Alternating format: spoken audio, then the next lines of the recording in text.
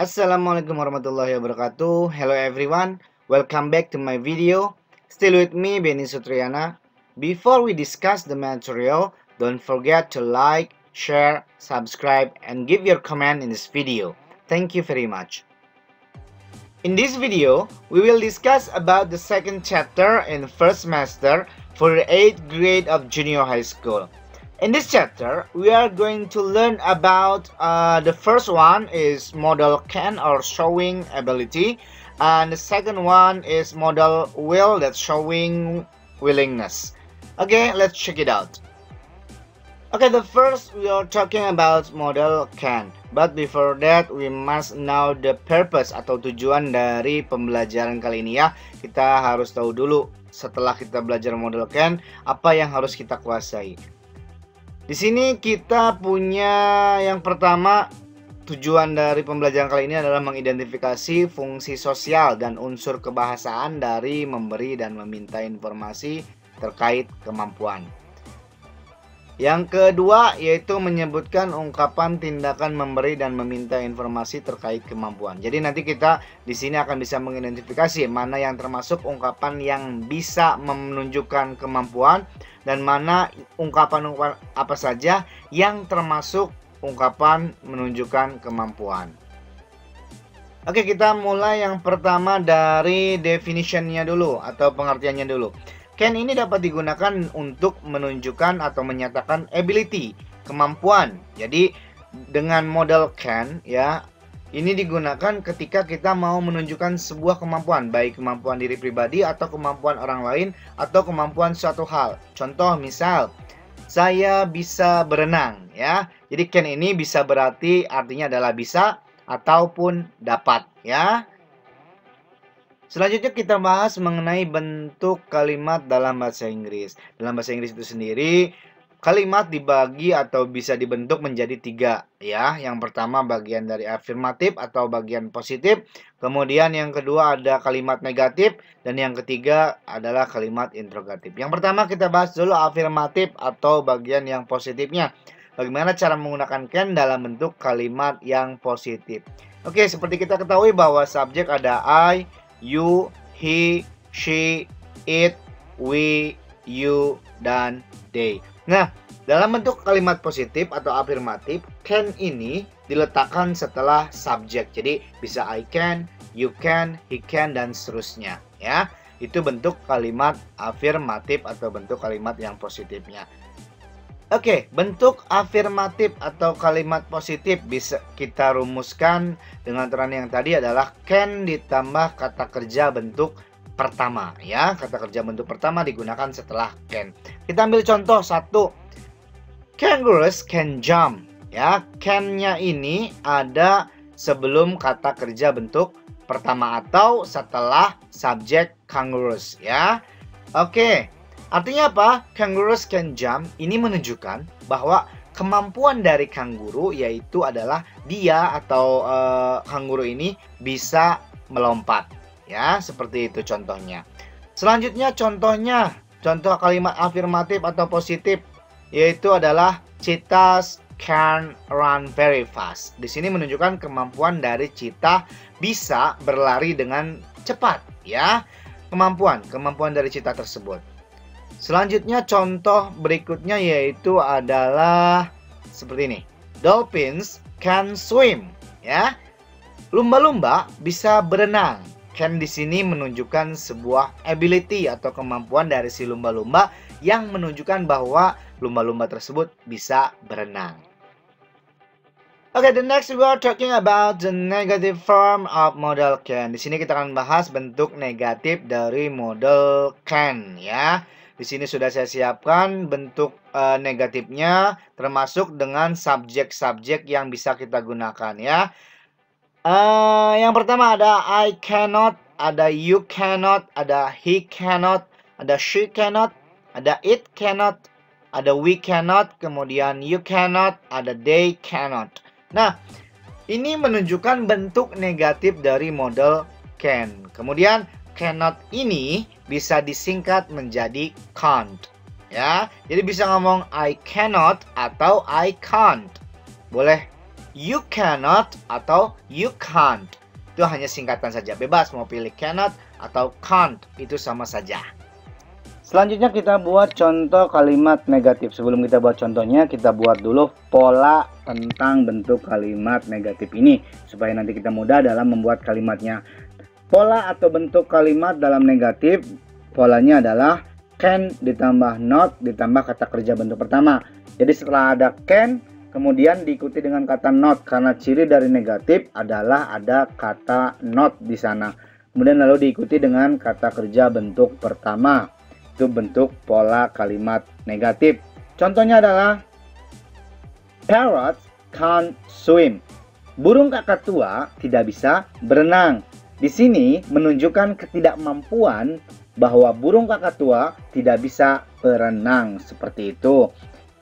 Selanjutnya masih di contoh kalimat negatif dengan pola can ditambah not ditambah kata kerja bentuk pertama. Contohnya adalah kangaroos can't talk. Ini kanguru tidak bisa bicara, ya.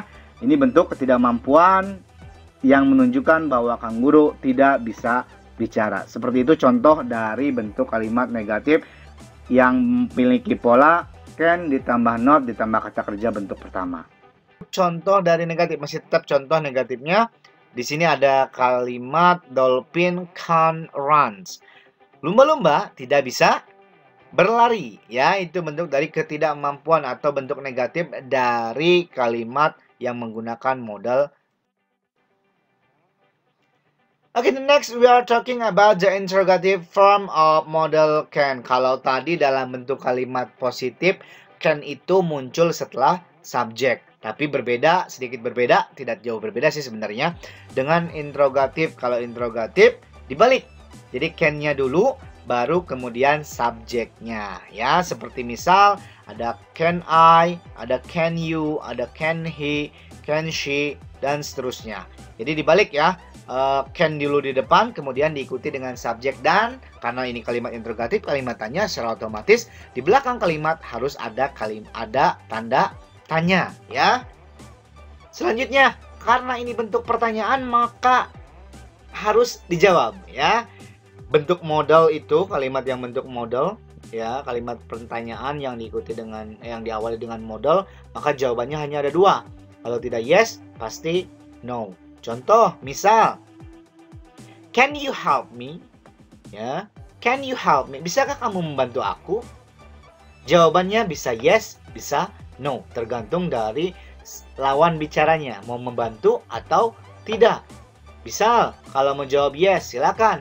Yes, I can. Atau no, I can't. Itu bagian dari interrogatif, ya. Bisa can itu bisa diganti dengan cannot. Seperti yang tadi saya bilang bahwa can't itu singkatan dari cannot, ya.